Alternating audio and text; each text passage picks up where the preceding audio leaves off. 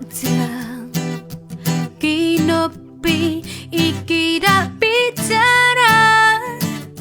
Khut khát tôi khi khát khai lung kỳ hoa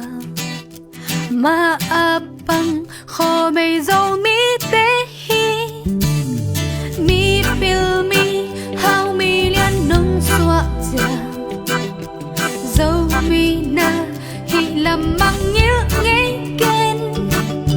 Nam đăng bao nam tâm bi na thế dù Dâu mi tê bao mà tu biết bỏ đi Dâu mi ba xin ang tangin ít bỏ lên pa tôi ni Tua hiu lên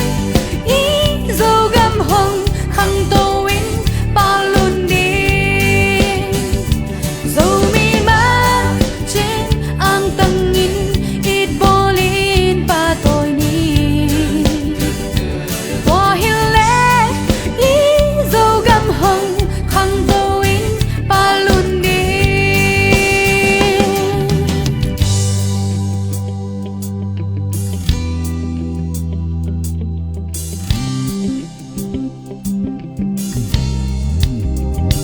Yeah.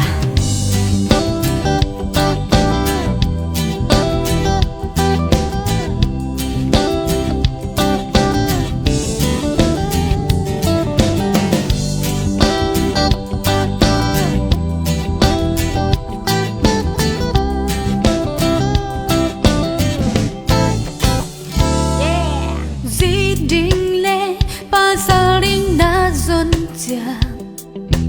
Nam đăng tê tel kha ken ngai kha ken Ai nghe na hong thei bi hong tel bi Dâu mi lia lệ tang tê tel gió in Dâu mi ba chín ang tangin ít bolin pa tôi ni Tua hiu